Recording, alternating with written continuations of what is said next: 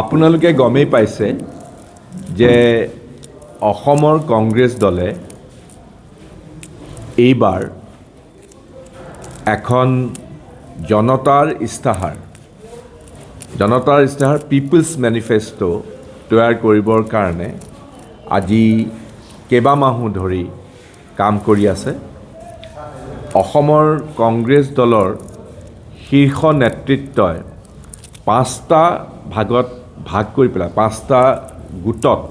ভাগ কৰি পেলাই যোৱা 6 ডিচেম্বৰৰ পৰা অসমৰ চুকে কোণে 35খন জিলা সামৰি পেলাই এই পাঁচটা গোটে একেলগে সমান্তৰালভাৱে বিভিন্ন ভাষা ভাষী ধৰ্ম জাতি জনগোষ্ঠীৰ দল সংগঠন সামাজিক সাংস্কৃতিক অৰ্থনৈতিক দিশত বা আনকি ৰাজনৈতিক দিশতো যিসকল সংগঠন বা দলে নিজৰ জনগোষ্ঠীটোৰ পৰিচয় বা নিজৰ জনগোষ্ঠীটোৰ অধিকাৰৰ কাৰণে সংগ্ৰাম কৰি আছে, তেনে সকলো ব্যক্তি বা দল সংগঠনৰ লগত আমি একেলগে যোৱা 6 ডিচেম্বৰৰ পৰা পাঁচটা গোটত বিভক্ত হৈ আমি কথা পাতি আছোঁ। আমাৰ এই পাঁচটা গোটৰ দায়িত্বত আমাৰ আছে। আমাৰ প্ৰথম গোটটোত আমাৰ অসম প্ৰদেশ কংগ্ৰেছ কমিটিৰ সভাপতি শ্ৰী গৌৰৱ গগৈ, তেওঁৰ নেতৃত্বত। দ্বিতীয় গ্ৰুপটোত আমাৰ বিধায়িনী দলৰ কংগ্ৰেছৰ বিধায়িনী দলৰ নেতা আৰু লিডাৰ অফ অপজিশ্যন বিৰোধী পক্ষৰ নেতা শ্ৰী দেৱব্ৰত শইকীয়াৰ নেতৃত্বত। তৃতীয় গ্ৰুপটো আমাৰ কংগ্ৰেছ দলৰ অসমৰ কংগ্ৰেছৰ প্ৰাক্তন সভাপতি শ্ৰী ভূপেন বৰাৰ নেতৃত্বত। চতুৰ্থ গ্ৰুপটোত মোৰেই সতীৰ্থ এজন সাংসদ শ্ৰী ৰকিবুল হুছেইনৰ নেতৃত্বত।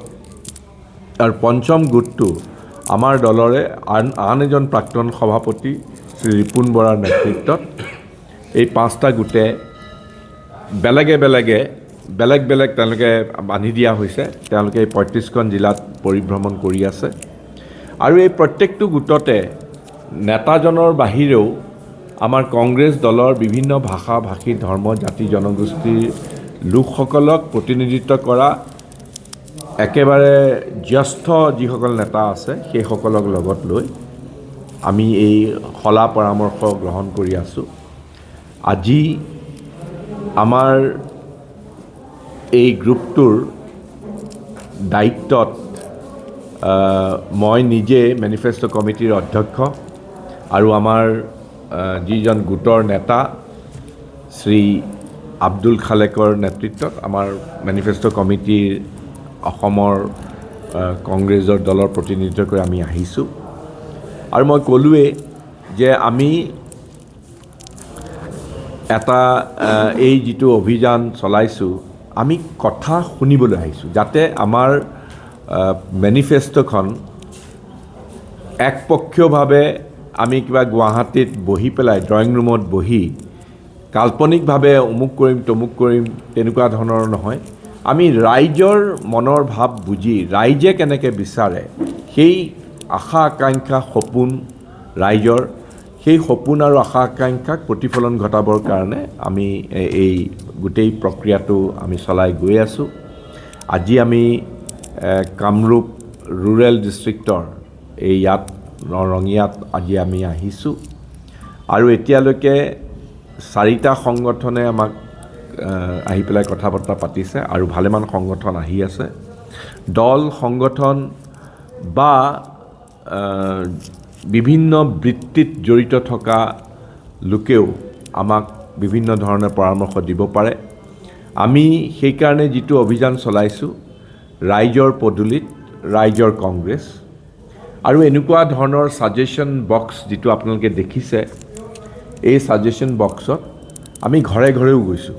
বিভিন্ন জেগাত ঘৰে ঘৰে গৈ পেলাই সাধাৰণ লোকসকলৰ কংগ্ৰেছ দলৰ প্ৰতি যদি কিবা পৰামৰ্শ আছে, সাধাৰণ লোকসকলৰ যি মনোবাঞ্ছা আছে, অভিলাষা আছে, সেই সকলোবিলাক তেওঁলোকে বিনা দ্বিধাই কোনো ধৰণৰ মানে দ্বিধা নকৰাকৈ তেওঁলোকে ইয়াত দিব পাৰে। আৰু এইবিলাক গোটেইবিলাক যিবিলাক হৈছে, আমি বৰ প্ৰণালীগতভাৱে আমি কথাবিলাক শুনি সেইবিলাকক আমি নিয়াৰিকৈ আৰু প্ৰণালীগতভাৱে সেইবিলাকক আমি আমাৰ যিবিলাক অতি গুৰুত্বপূৰ্ণ যিবিলাক কথা বা পৰামৰ্শ অসমৰ সামগ্ৰিক স্বাৰ্থত বা এখন ঠাইৰ সামগ্ৰিক স্বাৰ্থত যিবিলাক পৰামৰ্শ আহিছে সেইবিলাক আমি গ্ৰহণ কৰি আমাৰ মেনিফেষ্টো আমি প্ৰিপেয়াৰ কৰিছোঁ আৰু অহা এমাহৰ ভিতৰতে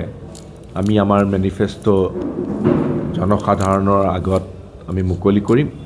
গতিকে আজি আমি ৰঙিয়ালৈ আহিছোঁ আৰু আপোনালোকৰ জৰিয়তে আমি বিভিন্ন দল, সংগঠন, ব্যক্তি এইসকলৰ লগত আজি গোটেই দিনটো আমি কথা বতৰা পাতিছোঁ। আমাৰ এই মেনিফেষ্টো কমিটিৰ পিপলছ, আমাৰ দল অকল এটা ঘৰতে বহি পেলাই মানুহ কোনোবা আহিছে আমাৰ লগত কথা পাতিবলৈ সেইটো নহয়। আমি নিজেও বিভিন্ন ক্ষেত্ৰলৈ তৃণমূললৈ গৈছোঁ। মই কৈছোঁৱেই, ঘৰে ঘৰেও গৈছোঁ, মাছৰ বজাৰলৈ গৈছোঁ, বাছ আস্থানলৈ গৈছোঁ, কেতিয়াবা কোনোবা শিক্ষানুষ্ঠানলৈ গৈছোঁ, কোনোবা সংগঠনৰ অফিচলৈ গৈছোঁ।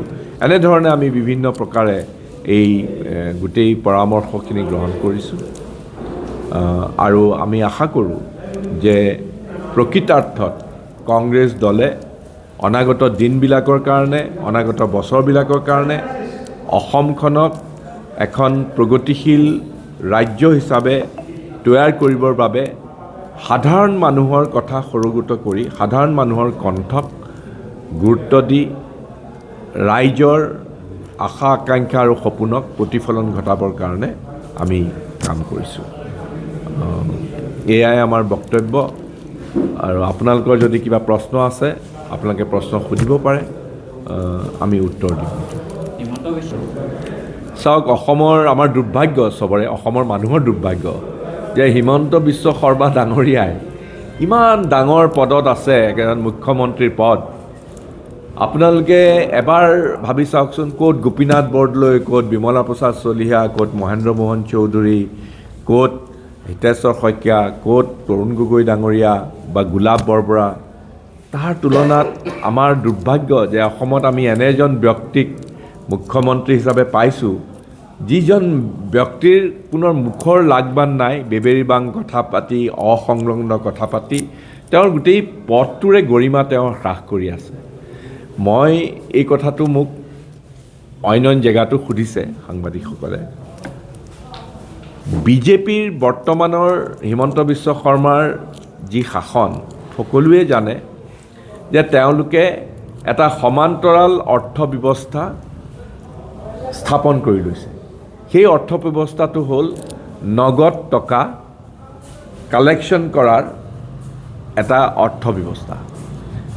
তেওঁলোকে অসমৰ শদিয়াৰ পৰা ধুবুৰীলৈকে চবফালে আজিকালি চিণ্ডিকেট ইকনমিটো অতি সুসংহতভাৱে তেওঁলোকে গঢ়ি তুলিছে। তাৰ সৰ্বাধিনায়ক অসমৰ মুখ্যমন্ত্ৰীজন নিজেই। ক'ৰবাত কয়লাৰ চিণ্ডিকেট, ক'ৰবাত মাছৰ চিণ্ডিকেট। আজি এতিয়া গম পাইছোঁ শ্ৰীৰামপুৰত হঠাতে চিণ্ডিকেট আৰম্ভ কৰিলে। বাহিৰৰ পৰা যিমান কণী আহিছে, কণীৰ ট্ৰাকৰ ওপৰত 1.5 লাখ 2 লাখ টকা তেওঁলোকে ল'বলৈ আৰম্ভ কৰিলে। ফলত কণীৰ দাম আজি বৃদ্ধি পাইছে বজাৰত। যিখন কণীৰ ট্ৰে আগতে 100 টকা আছিলে, সেইখন এতিয়া 300 টকা হৈছে। গতিকে এই যিটো তেওঁলোকে নগদ টকা আহৰণৰ যিটো চিণ্ডিকেট ইকনমি, গতিকে তেওঁলোকতো টকাৰ পাহাৰৰ ওপৰত বহি থাকে আৰু সেই টকাৰ তেওঁলোকে ব্যৱহাৰ কৰে বিভিন্ন ক্ষেত্ৰত নিজৰ পৰিয়ালৰ সা সম্পত্তি বৃদ্ধি কৰিবৰ বাবে, কেতিয়াবা দুষ্ট কামবিলাক কৰিবৰ কাৰণে, বিৰোধী দলক দুৰ্বল কৰিবৰ কাৰণে টকা উপঢৌকন দি পেলাই সিন্ধিখনাৰ কাম কৰে। কিন্তু কংগ্ৰেছ দলে অতীজৰ পৰা এটা পৰম্পৰা আছে, মহাত্মা গান্ধীৰ দিনৰে পৰা, যে আমাৰ যিবিলাক সাধাৰণ কৰ্মী, কৰ্মীসকলে বৰঙণি দিয়ে দলটো চলাবৰ কাৰণে। যাৰ যি যাৰ যি সামৰ্থ্য, সেই সামৰ্থ্য অনুযায়ী এনেকুৱাও হৈছে অতীতত।